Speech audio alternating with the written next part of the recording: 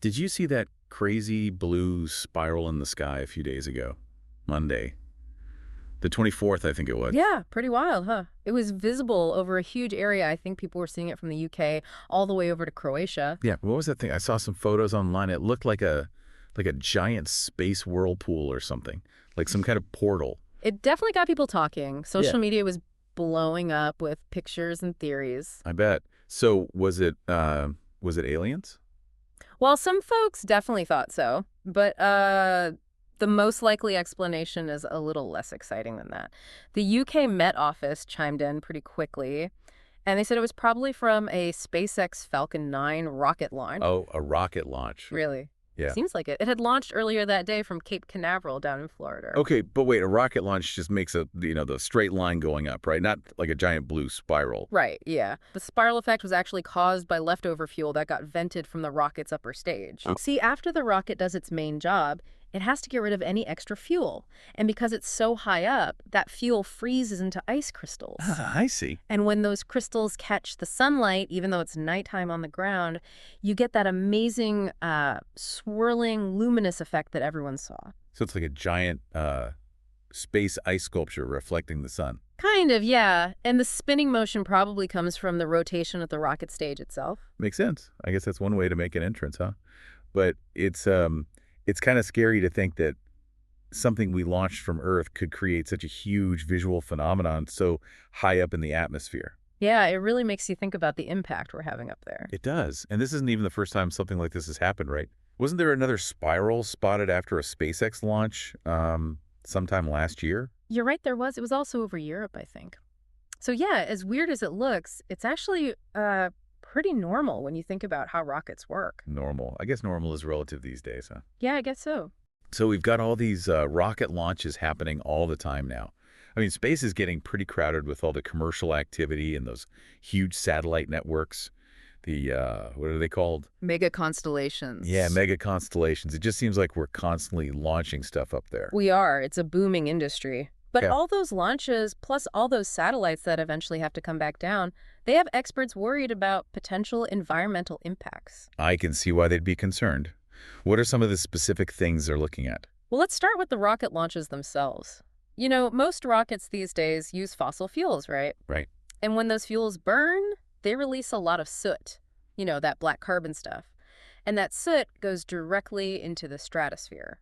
The stratosphere. That's pretty high up, right? It is. It's the layer above where airplanes usually fly, and it's where the ozone layer is. Oh, right. The ozone layer. That's the one we want to protect. Right. Exactly. So having all that black soot up there is a big concern because soot is really good at absorbing sunlight and turning it into heat.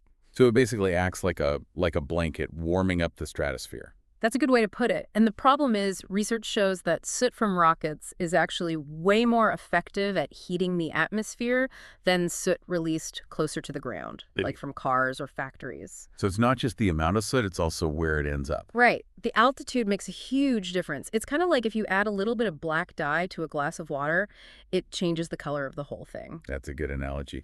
So what are the potential consequences of this warming in the stratosphere? I mean, does it really affect us down here? Well, that's what scientists are trying to figure out.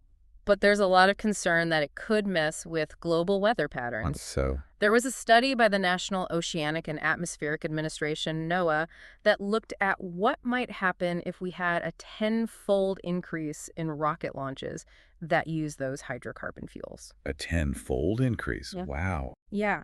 And they found that this could potentially damage the ozone layer and also change the way air circulates in the atmosphere. So a tenfold increase in launches, that doesn't seem that far-fetched considering how fast the space industry is growing. What sort of damage are we talking about here? Well, they projected that the stratosphere could warm up by anywhere from 0.5 degree to 2 degrees Celsius. 2 degrees. That sounds like a lot. It is. For the stratosphere, it's a pretty stable environment up there, so even small changes in temperature can have a big impact. Okay. What kind of impact are we talking about? Well, one thing they found is that it could slow down the subtropical jet streams. Those are the fast-moving air currents that flow high up in the atmosphere, and they help steer weather systems around the globe. Right, the jet stream. I hear meteorologists talking about that all the time. Exactly. And if they slow down, it could lead to more extreme weather events like longer heat waves and droughts. Oh, wow. So this is like a global issue. Potentially, yeah. And what about the ozone layer? What do they say about that? The study found that ozone levels could drop significantly in areas north of about 30 degrees latitude. That's around where Houston is. Houston. Okay. And they even projected a 4% reduction in ozone at the North Pole during the month of June. 4%. That's pretty alarming, right? It is, because the ozone layer protects us from harmful UV radiation from the sun. So if it gets thinner, we're more at risk for things like skin cancer and cataracts. So are we certain about how much soot rockets are actually putting out? I mean, it sounds like they're still figuring that out. Yeah, that's a good point. There's still a lot of uncertainty about exactly how much soot different types of rocket engines are releasing. More research is definitely needed there. And are all rocket fuels created equal, or are some cleaner than others? Well, some companies are looking at using cleaner fuels like liquid hydrogen. Hydrogen, yeah. The problem is, even those fuels can have environmental impacts when they're released at high altitudes. Like, even though hydrogen burns mostly clean, it does produce water vapor. And in the upper atmosphere, where it's very dry, water vapor can act as a greenhouse gas. Oh, wow. So something that's considered green down here might not be so great up there. Exactly. It's all about context. So it sounds like the takeaway here is that no matter what kind of fuel they use, rocket launches are having an impact on the upper atmosphere. That's right. And it's not just the launches themselves. We also have to think about what happens when all those satellites we're sending up there eventually come back down. Right. What does happen to them? Well, when a satellite reaches the end of its life, it usually falls back towards Earth and burns up in the atmosphere. Burns up, like completely disintegrates. Mostly, yeah. It's actually a good thing because it prevents them from becoming space junk and cluttering up Earth's orbit. Makes sense. But it also sounds like it could create a lot of pollution. It does. When a satellite burns up, it releases a bunch of stuff into the atmosphere, mostly aluminum oxide and other metallic particles. And a lot of satellites are made of aluminum alloys, so when they burn up, those metals vaporize and turn into tiny particles of aluminum oxide. So are we talking about like a big cloud of metal dust in the atmosphere? In a way, yeah. And one study estimated that the amount of aluminum oxide in the mesosphere and stratosphere could increase by a whopping 650% in the next few decades. 650%. That's insane. What are the potential consequences of that? Well, similar to the soot from rocket launches, aluminum oxide can also affect the ozone layer and cause changes in temperature in the upper atmosphere. So we have the soot from the launches and then the metal dust from the satellites burning up. That sounds like a double whammy. It is, and some researchers are even worried that all that metallic dust could interfere with Earth's magnetic field. The magnetic field, that's the one that protects us from solar radiation, right? Exactly. The theory is that the metallic dust could weaken the magnetic field, which would make us more vulnerable to harmful radiation from space. That's kind of scary. So how long does this pollution from satellites stay up there? Well, most satellites burn up between about 60 and 80 kilometers above Earth. Okay. And at that altitude, the air is so thin that particles can stay suspended for a really long time. How long? We're talking potentially hundreds of years. Hundreds of years. Wow. So is there anything we can do about this? Like, is there a way to make satellites burn up in a way that's less polluting?